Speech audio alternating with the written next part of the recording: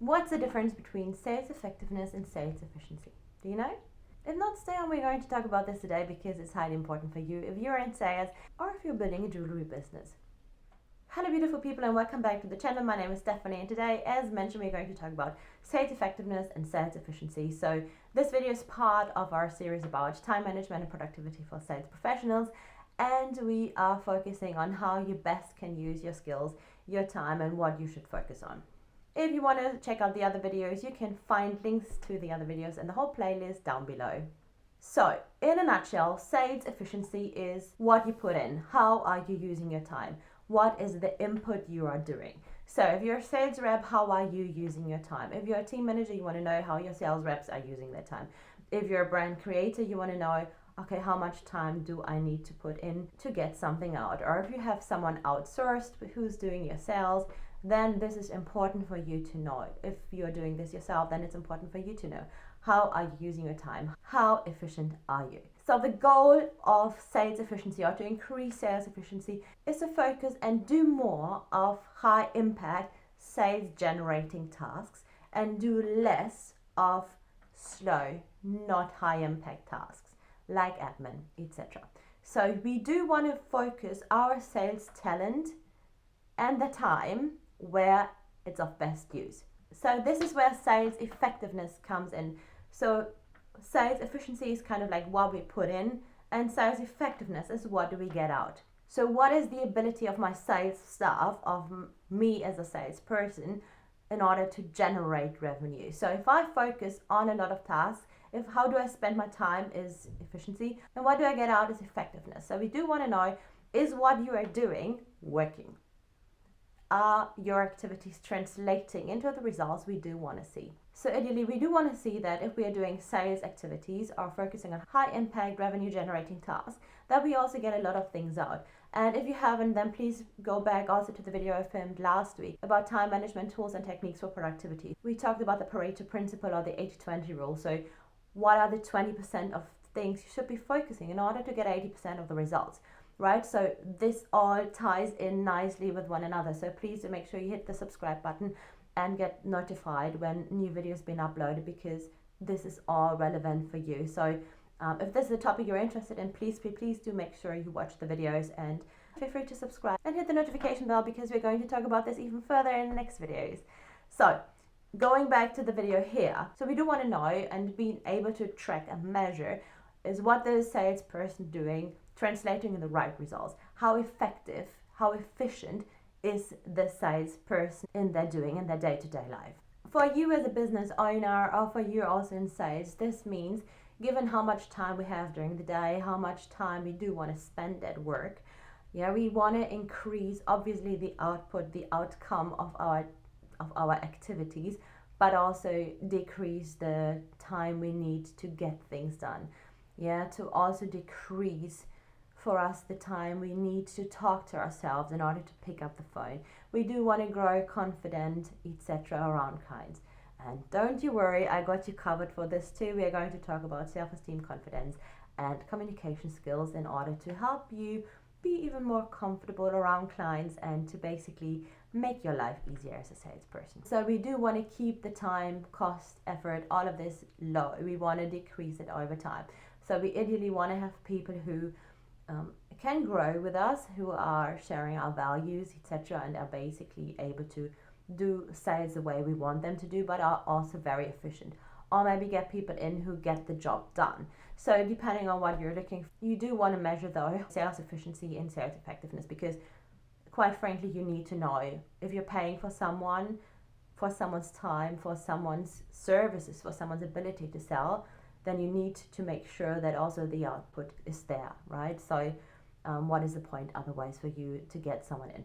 And this is also a really good indicator for you if you're self-employed and you're maybe a jewelry designer, to see how long would it take you to learn sales skills. And you're very welcome to learn sales skills and be here. But how long would it take you to learn these skills? Maybe you hate doing this or feel salesy or whatever. Having said that, though, it can be very effective for you as a creator to show up. But maybe there is a better outcome, or there's a better time investment and money investment for you to get someone who does this side, who can do the jewelry sales while you are creating, maybe especially when you're not yet.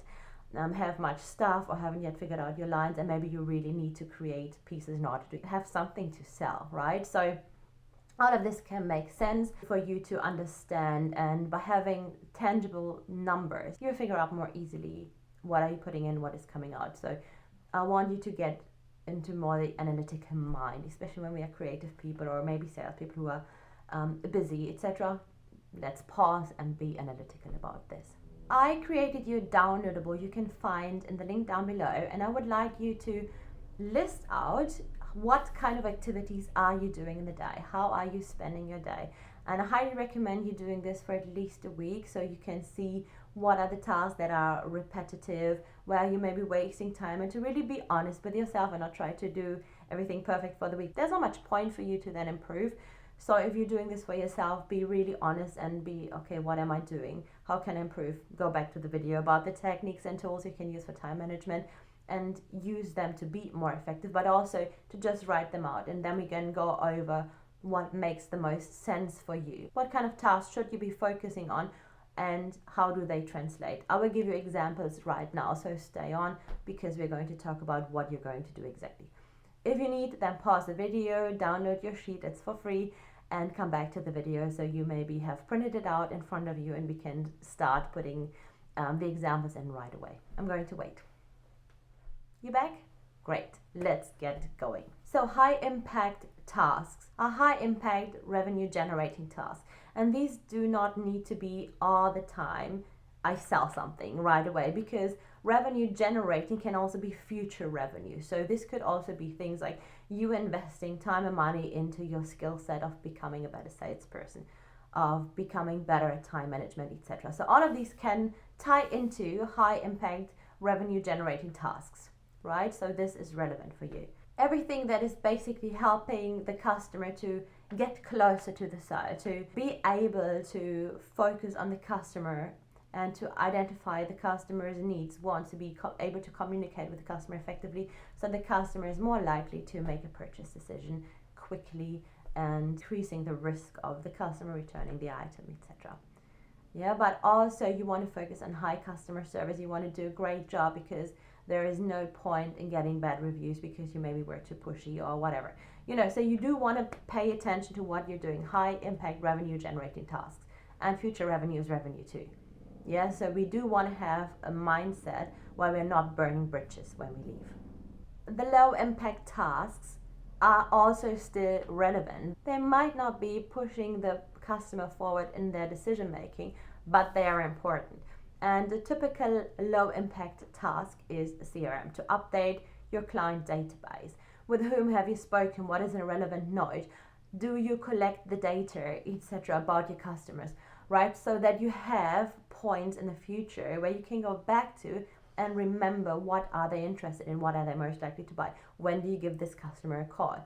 Yeah, so there might be a revenue generating in the future, but not directly there. So I want you to go to your time tracker and really write everything down you're doing in a day. So these could be things like, how much time do I spend talking to customers? How much time do I spend updating the CRM? How much time do I spend cleaning jewelry? How much time do I spend creating content? Proposals do I send? How much time did it take me to send them all out? How many calls do I make? Do I make any? Again, depends a bit on what kind of business you're in. How many interactions do I have on social media with potential prospects? Do I send out direct messages? Again, depends a bit on your business. If you have an e-commerce business, then you might have a different sales funnel than if you have a shop or if you're on a market stall. So for now, I would like you to write it all down, and to maybe go over it and make a note whether this task is something that is high impact revenue generating for you, or whether this is low impact. To really see through, how are you spending your time, what are you doing when. And hint, you can obviously then also already get a really good use out of this by seeing, can you block certain things? Can you adjust your time? Go back to the video I just mentioned about the time management techniques and tools to see what kind of tasks are maybe my big ugly frog I need to eat. What kind of tasks do I need to have some time to think? What kind of tasks should I be doing when it's not busy? What kind of tasks am I doing when it's busy, when is it busy, etc., to really be able to time block, etc. So for more info on this, go back to the other video I just mentioned, and I will link it down below as well. But yeah, so you can already see also which tasks you maybe can cluster, etc. In the next video, we're going to talk about how you can define, based on the priority matrix, which tasks you should be doing yourself and which tasks should be a priority based on your list, and which tasks can maybe be outsourced or not be done at all. So to really be more effective and efficient in your sales. And if you don't know, I'm German, so I love efficiency and effectiveness. But yeah, so we are going to talk about this. But for now, I need you to do this to really have something tangible to work with. In next week's video, we're going to talk about how you can leverage this list you're going to create this week or just now, and to use this to determine where to spend your time and to be more successful and to be more effective and efficient. But for now, I need you to do this. So please check out the template. It's completely for free. You can simply download. Link is in the description as well down below. Download the template and put in the tasks. So what are you doing, etc. So we also want to know how much revenue are you generating. So if you can, write down what are you doing the whole time, but also maybe have a paper sheet already, like how much have you achieved already? How much money did you make? Do you have a list of all your revenue? Where does it come from? Depending on your business model, this might be different. Maybe you have content out there, maybe you have discount codes. Can you track all of this? Can you see who, maybe if you work in a shop, it's quite easy, whose number was logged into the till and who made how much money, who basically served how many customers, and what was the average size of the sale. Yeah, so maybe you also have a statistic on how many customers were in your shop. All of this can be relevant for you. At the moment, we do just want to know what basically is the outcome of all the activities. If you can, and if you have this, if not, this might be something for you in the future to really be able to see what is the outcome of all you're doing. Figure out and bring them with you too for next week's video. What is the outcome of your sales? So what are the numbers? How much revenue did you make? How long did it take you to actually close a sale? If you are having in your list, maybe talking to a customer, serving customer from whatever, just one example, right? So maybe it's from 1 p.m. to 1:30 or maybe 2 p.m. It was a private consultation, bespoke jewelry piece, whatever it might be. Or maybe a repair service and you did an upsell, you sold them something else. So to really put this in, the time you spend with them, and also if it translates directly into a sale, then also put the sale in there. So to see how much has come out of this. And if you already have a sheet where you check sales and revenue, if not, I got you covered too. There's a video coming on KPIs and how you can basically track what are you doing and what you need to do. Maybe your bookkeeping software does it for you. I hope you have the numbers somewhere. Please, if not, get going and write an Excel sheet to just keep track of what you're selling and what your numbers are basically. But yeah, so you do want to see, if you can, directly what is the impact you have. Again, this might be a bit more tricky to see how much is coming out of content that has been on Facebook, etc. But if you have an e-commerce brand, or if you have Google Analytics, etc., you should be able to track certain movements and how people found you online. So we want to know what is the most effective way for you to sell, what are your most effective channels, and where should you focus your energy and time. I will see you next week with a new video on how we can use all of this and basically put it into the priority matrix. For now, please go and download the sheet and fill out the tracker. And we'll see you next week. Thank you for your time. I do appreciate you. Take care.